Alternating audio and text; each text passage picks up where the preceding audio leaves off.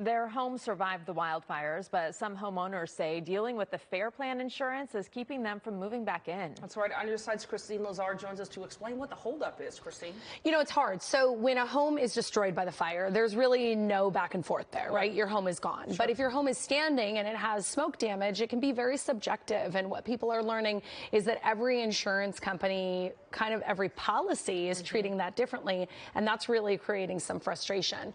Now, according to the Department of Insurance, the California Fair Plan, which is our insurance of last resort, must cover smoke damage.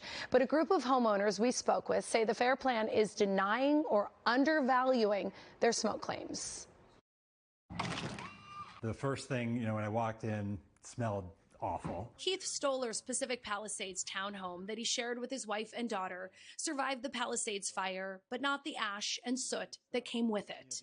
Like that blew open somehow. I have a door that basically opens to the balcony that had blown open. So there was ash and dust all over the floor, tons of ash and dust all over my bed. And on his furniture. So Stoller filed a claim with his insurer, the California Fair Plan. I assumed that they were going to pay. In fact, the first conversations that I had with people there was like, yeah, submit your, information and we're going to do our best to help, give you what you deserve. But the Fair Plan decided his smoke damage was less than his $2,500 deductible. So they're just saying the smell is the only thing that you need to pay to get out of your house, and you could get 3 days of a hydroxol machine, and that would take care of it all.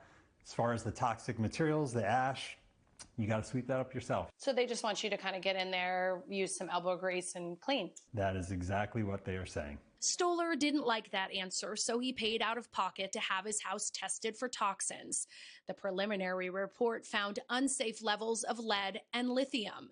The testing company recommended intrusive and substantial remediation, including removing all insulation in the attic and crawl space. What are the quotes you're getting for cleaning your place? $26,000 to $28,000. I've gotten 3 quotes right now. Does the Fair Plan have to cover smoke damage per California law? We asked insurance expert Carl Sussman, and his answer is yes. And he says it goes back to a hearing in the summer of 2022. Where the Department of Insurance went and looked at the California Fair Plan's claim handling for smoke damage claims to prior years. They found that they were not in compliance with California law, so much to the extent that they made them go back and reopen 59 claims and pay them. The insurance commissioner told the Fair Plan to update its policy language to properly cover smoke damage. But state lawmakers say that hasn't happened. They have their sort of an interpretation they're trying to use. But the CDI, the Department of Insurance, has come out with a directive, basically to say that they believe that the Fair Plan has been actually violating state law by enforcing this improper standard of smoke damage with its policyholders. You can see I'm not comfortable being in here without PPE. Blossom Wright has the Fair Plan for 2 rental units next to her home in Pasadena, just on the border of Altadena.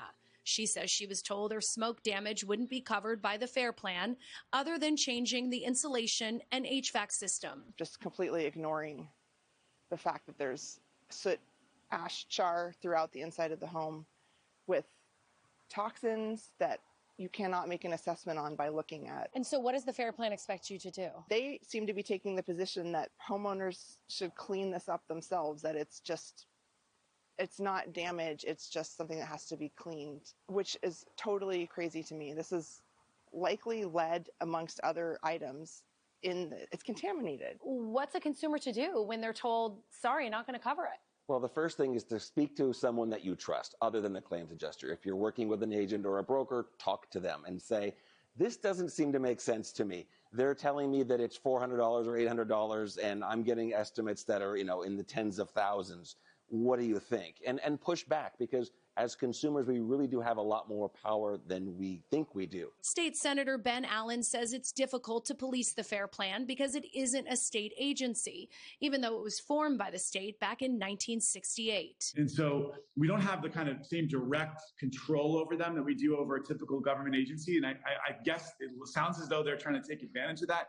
Again, unacceptable. So we're just going to have to ratchet up the pressure on them and hold them accountable. In a statement to us, the Department of Insurance said all insurance companies, including the California Fair Plan, are required by law to adopt and implement reasonable standards for processing smoke damage claims, and that it is not reasonable to deny a smoke damage claim without conducting an appropriate investigation.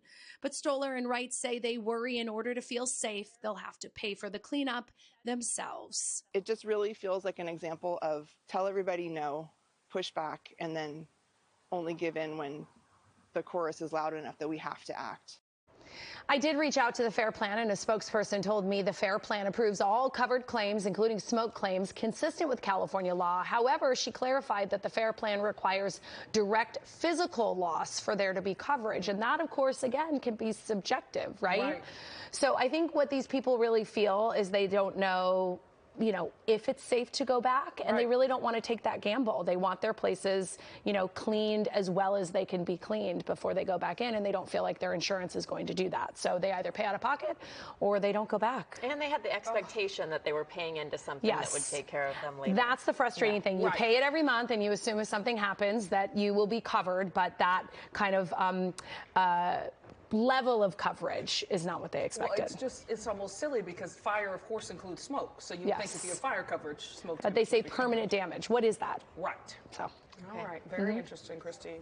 Oh, one more thing. If your claim is denied, the Department of Insurance wants to hear from you, and we have that information on our website, kcal.com/scene on TV.